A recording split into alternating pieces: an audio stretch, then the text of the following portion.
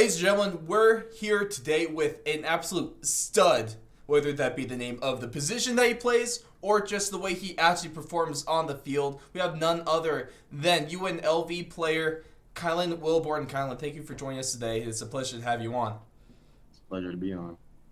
So, if you guys don't know, this man has been wreaking havoc on offenses in the Pac-12 for the last number of years. He started all 13 games as a freshman at U of A, 36 games in total, playing at stud, and he tore things up, whether it was in tackles, behind the line of scrimmage tackles, sacks, forced fumbles. This guy did it all, and then he just most recently transferred to UNLV. So, I guess the first things first is, what got you into football, and what was that hook? Because I know we all have played football. I mean, some of us still playing. So what hooked you, and then what initially got you into the sport?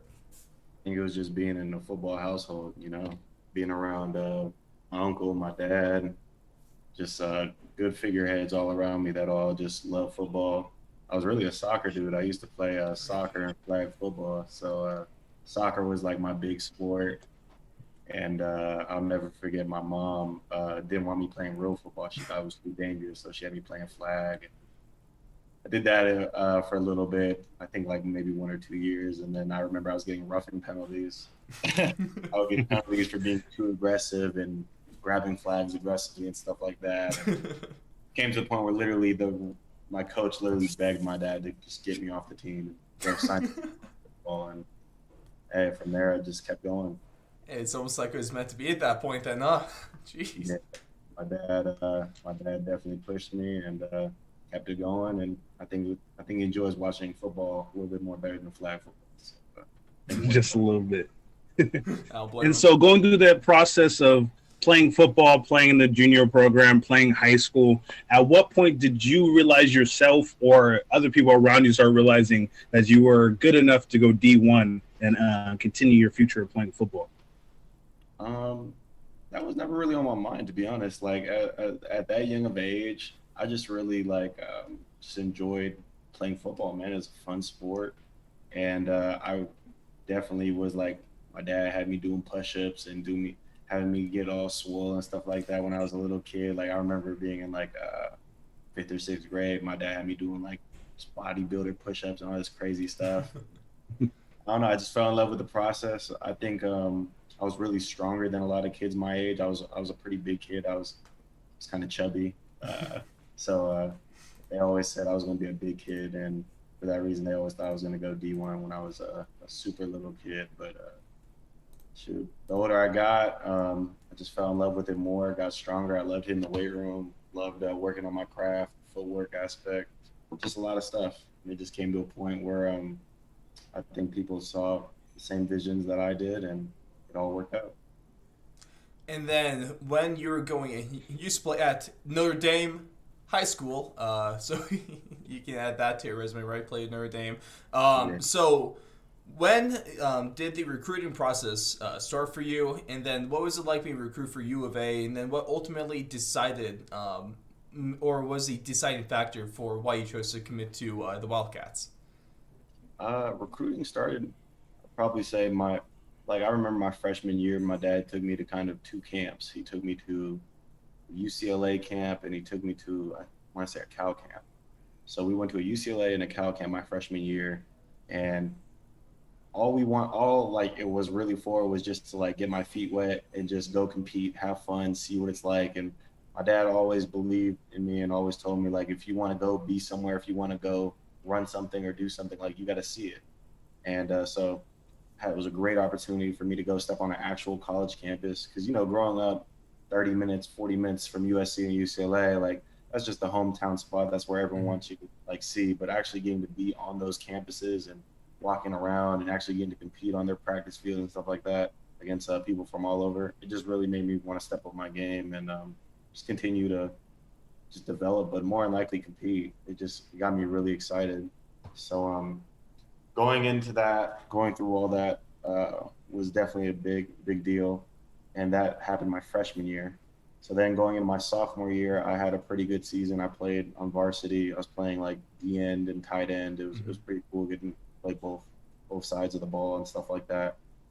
And then my junior year, going into my junior year, I received an offer from Arizona. They were the first school that hit me up. I remember Matt Dudek was he was in charge of player personnel for Arizona at the time. And well, my first offer came from the Idaho Vandals.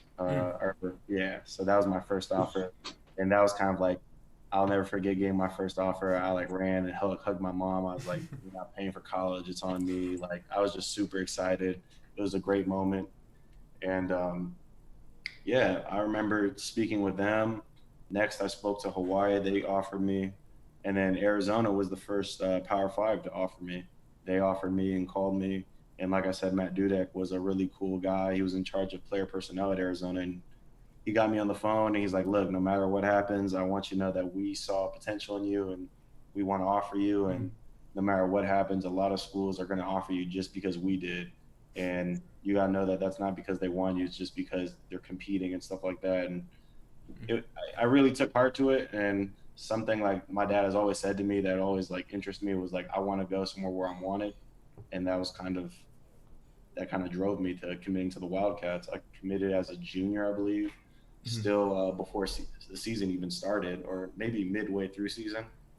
And that was just a good thing to go on. Marcel Yates was the DC, as well as Rich Rodriguez as the head coach. We had some great visits, some in-house visits, talked a lot of ball, and just talked about I got a real good family vibe from them. And you can't turn down family, and you can't turn down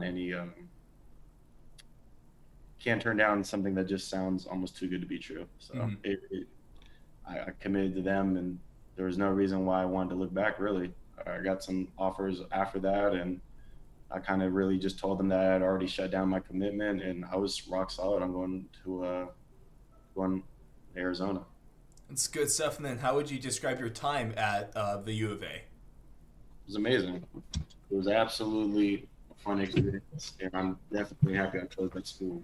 It was a great 3.5 years. Learned a lot, met a lot of amazing people actually that are going to be best friends for life, way beyond after football. Like it was a great experience, especially getting to go against D1 talent, or not even just playing at Division 1, playing in Power Five, playing against guys that are getting drafted. It was just a really good experience, and I think it definitely got my feet wet and definitely allowed me to develop my game as well as push me to try and try and create a way in which I can separate myself from those and be like some of the guys in which I saw before me. Now, I just got asked real quick. Of course, one of the highest ranked tackle prospect that was just drafted this year was Oregon's Penei Sewell. So since you guys did have games against him, did you ever have to compete against him on the football field? And if so, what was that like? Not really. I didn't go against him that too much, to be honest. There was actually I can't say I can't remember going against him that well in terms of it doesn't stick out in my mind. It wasn't something like that. Because to be honest, in the Pac-12, going against every tackle each week was new. Everyone had their own set, their own strengths, and I kind of had a week-to-week mindset. Fair enough. Focus on 1 week. What is this person good at? As soon as that's in the past, because it's very rare you play the same team twice in a year. Yeah. And after that, you just shove it down and just keep going on. And after going through the experience of playing D1 and, like you said, playing against D1 talent from all across the country, kind of what was your kind of like welcome to D1 or welcome to college moment for you on the field? I would say my incoming freshman year, I was going into fall camp, so it was first time full pads as a freshman. And I remember I had a pretty good bull rush in high school. And I was like, you know what, like I'm gonna come off this edge. And it was a senior. Actually, it was a senior guard. His name was Jacob Alsadek. He was a leader on our team. He was actually playing guard, and I actually decided to line up. I was just fighting for reps. I wanted to get in where I could and just prove myself. So I'll never forget. I went in playing almost in a 4-eye, and actually I lined up in a 3, and I wanted to go against this guard just on pass rush situations. So I went up in this one-on-one. I was like, I'm a bull rush this guy just like how I did in high school. I'm fresh out of high school. I'm just thinking like I can still do whatever move I want. Man, I gave 2 hard steps, stabbed him in his chest with both my hands, put my head down. I barely moved that boy maybe a yard in the backfield. I'll never forget that. And I was like, man, I gotta come up with something new. Like I gotta incorporate more skills. And hey, this is a grown man strength. It's not for high school. That's when they turned on for me. Now, did he have any remarks for you? You know, good try, rookie. One of those. He said something along those lines. Something like, "You're not getting me, not today." And, I'll never forget. I had hit that weight room and let him know I'm gonna get better from that. So it was definitely my welcome to college moment. That's that was awesome. For sure. And then going on from U of A, you obviously had a great time there, great career there so far. You went to the transfer portal. How was the transfer portal kind of going in there after you've already established yourself? What were the differences between being recruited out of high school and from there and being in the transfer portal? Like, what were the differences between that and how was it? Like, was it better or worse, or what did you think about it? Transfer portal, to be honest, I think it's high school recruiting on steroids. I think it's literally times 10 of anything in high school. Because in high school, you can get an offer your sophomore year, freshman year, whatever the case may be. You have years to think about your decision. You know, there's one signing day. You're not too worried unless you're getting offers like right after your senior season. But other than that, if you're getting offers early in your sophomore, junior year, you have time to make your decision. You got to understand that deciding to go in the transfer portal, you might only have two or 3 months. And this is where like you have all these schools blowing up your phone, Twitter, whatever the case may be, just trying to reach out to you. Hey, are you looking at this school? Hey, are you looking at that school? And on top of that, you have just multiple reporters just hitting your line, just talking about you're just wondering how they even got your number, to be honest. But all that stuff comes to the portal, and I'd like to say it's definitely like high school recruiting just on steroids. It's ridiculous. The way that process goes is insane because you give your information to the NCAA. You have to get it approved by the school that you're at, and then basically you sign your release forms, and then you get an email that says, "Hey, your stuff's on the portal."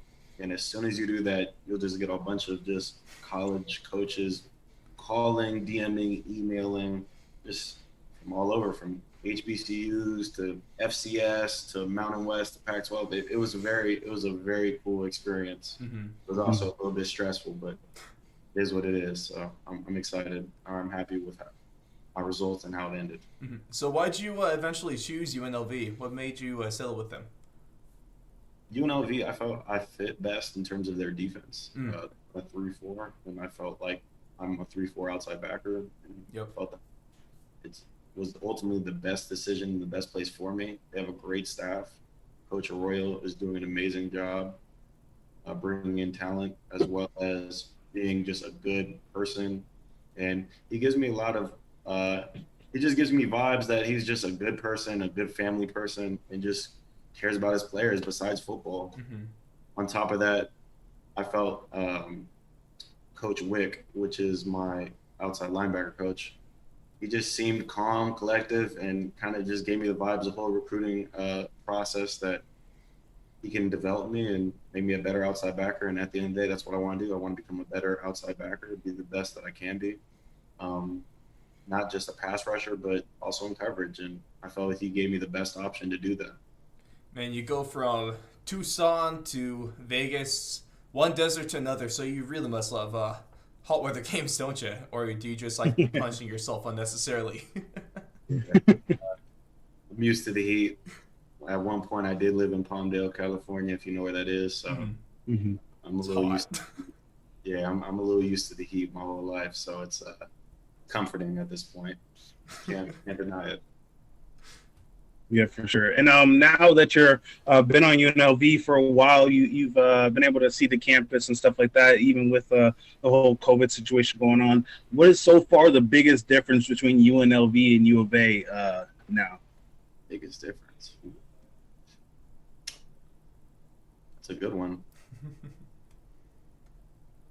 it's weird because with Arizona, U of A, I feel was a larger school in terms of which I felt there was more of a sense of not getting to know everyone in terms of it was just a bigger campus. A lot more students went there, I believe. I don't know if the stats are around that, but I'm pretty sure it is. And UNLV just feels more tight knit. I feel like a lot more people know each other. Like if one football player knows this one kid in their science class, that person knows another person. Like I feel like it's very more tight knit at UNLV versus Arizona. And it's not a pro or a con, but I just feel like at this school, if you know someone, there's a good chance that they're going to know a good friend of yours or something like that. It's very well connected, very tight knit, and seems like there's a lot of groups here that all know each other. For sure.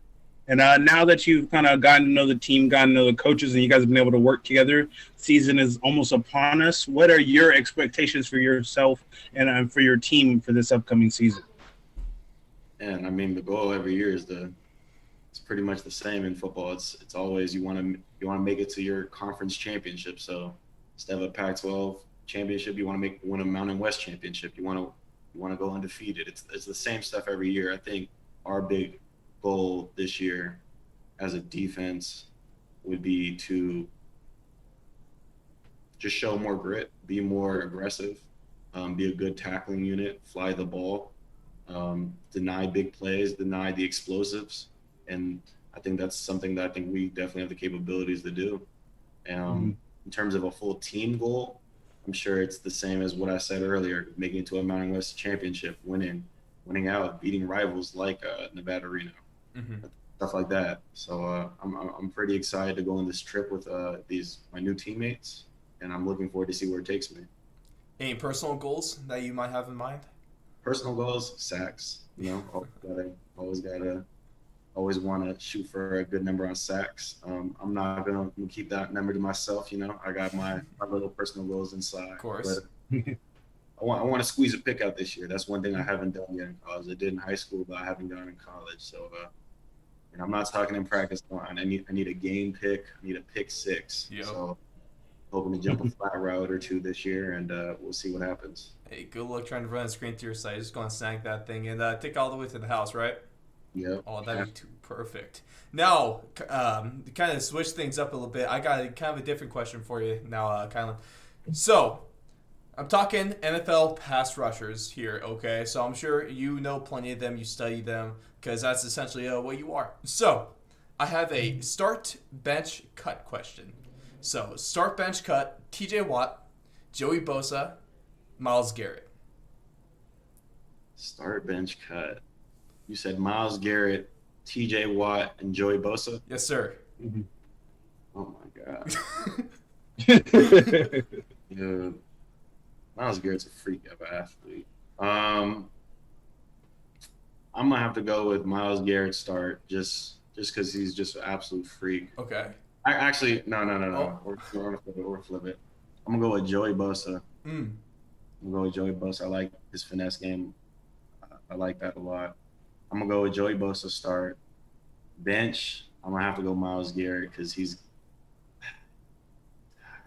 a beast. That's hard for me. It's hard to deny him. And then TJ Watt, I'm going to have to bench. I'm sorry. I'm going to deny the defensive player of the year. Oh, man. It's all good. That doesn't sound good, but I just like to watch. And I don't know, I'm just picking people similar. No, that's fair. But once you get into the league, I guess there's going to have some words for you then, huh? Because you're going to take you all the way back to this very interview, right? They're going to make me read it. I take zero responsibility. Even though I asked you this question, I'm going to take zero responsibility once I come for you. Okay. I'm not standing in the way of Myles Garrett because we've already seen what he does on the field. You see, I play defense for a reason. Yeah. That dude has some abs, man. Imagine having those.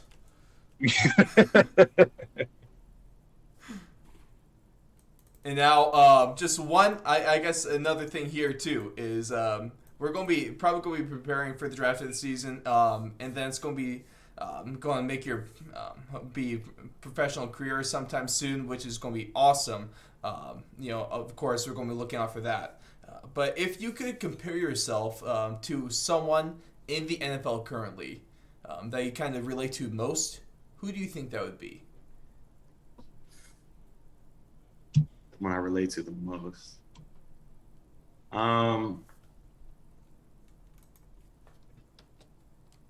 Someone that I truly like idolize, or just like someone I really pay attention to in the way they play, would be Levante David. That's someone I personally have always been a fan of, as well as newcomer, or not new, but someone that I've been fully more interested in would be Shaq Barrett. The way that guy gets off the ball is ridiculous. His swagger, his moves. I've been a fan of him for a good moment now, and yeah, I'm definitely a fan of him. That's cool, man. I'm a Broncos fan myself, so I've been loving that guy. I've been watching pretty much his whole career, and then I've been calling him one of the most underrated players in the league. I still think he is, so that's definitely not a bad guy to try to be like. And I'm sure you're a freak off the ball just like he is. Appreciate it. All right, and then going into the kind of end, like, when did you start believing at the end, because the NFL draft is kind of like a thing everyone hopes for, but you kind of know, like, every single guy wants it, but most guys kind of know in the back of their mind, I might not have done enough. When did you start to believe you've done enough to kind of be ready for that, for the draft and entering into that in the upcoming years? I think just the pride in which I take in taking care of my body. I think that's something that I really pride in. Just the way I train. I've worked hard my entire life. I don't tend to be the person that likes to slack off. I just don't like it. It's not a good feeling that it's an incomplete feeling, and that's something I just don't want to feel. I've just been grinding, working my butt off these last 4 years, and I'm just excited to see where my talent leads me. God has a plan, so whether the NFL or not, but it's in his hands, and I'm just looking forward and excited to see what I do this season and take it there, take it day by day, week by week, opponent by opponent, just see where I ultimately end up. So I'm very excited. I think it's going to be a good journey. It's been a long one, and excited to see where we go. Yes. And one last question from me. If you could choose one player currently in the NFL, or even if you know a draft prospect also coming up in the next year's draft, who would you choose to be across from you rushing the passer if you could choose anybody in the league? Say that one last time. What's one person? So, like, who would you have to be your pretty much your pass rush partner in the league? Anybody in the league, or a prospect coming up? Ooh, that's a tough one. Someone that I would want to rush with me. It's a great question, dude. I'm not gonna lie, that's something I wouldn't think of. I'd probably have to go someone I would want to be, that I would want on the field with me to pass rush with me in a crucial fourth quarter, third and long situation. And I think I would have to go with Von Miller. Yeah, love that. You have to. Woo. You have to. Yeah. And you're a Broncos fan, man. I had to. Yes, sir. I appreciate that. Von Miller is just a freak of an athlete. I think he's got the fastest get off in the game. His speed, his transition from speed to power is ridiculous, and his flexibility is amazing. The way he rounds the corner, is able to keep his shoulders low, everything. Reduces that blocking surface for tackles. I think he's hands down one of the best, and probably the best. I still think it's crazy just how quick he can change speeds at. Like, his stop-start is ridiculous. I don't know how you defend against that. Yeah. No, it's definitely not, and that's why people are getting paid millions as we speak to figure that out. Exactly. Very fair point. Keeps people up at night. Yeah, man. That's a scary man. I would not be wanting to go against Von Miller. But, Kylan, do we have, to kind of wrap things up here, do you, going to the next, into this season, is there something that you want to leave, a statement you want to leave for the listeners? Statement. Little speech. Ooh, let's get a little, Yeah. do we need to break out the soapbox? I don't understand on. Come on up to the front of the media room. For me, I think one thing that I would like to leave your listeners is, first of all, if you're listening to this, you're amazing. I know you guys have been Yeah. behind it for years, been doing your thing, getting more and more people on, making this channel grow. I saw y'all recently at the 500, so Yes, sir. Yes, y'all sir. both- Thank you. Um, I would just say, just keep working. Whatever you feel, don't think that don't get too high on the highs and don't get too low on the lows. You know, life is a roller coaster. That's one big thing that I live off of. Um, and at your lowest point, don't think of it as it's the end. Think of it as there's only one place to go from there, and that's up. So that's kind of the motto I live by every day. I love the highs, yeah, but you gotta learn how to do with the lows if you want to be consistent. And consistency brings greatness. So I think that's what I leave with you guys.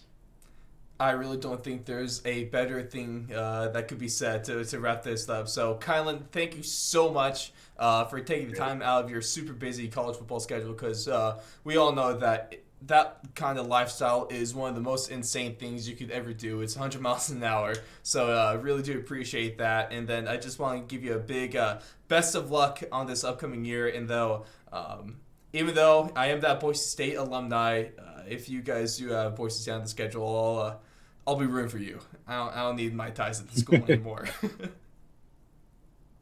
I appreciate it, man. Thank you guys for having me on, and it's been a pleasure. I'm looking forward to see where y'all go with this channel, and keeping up with y'all. Thank you.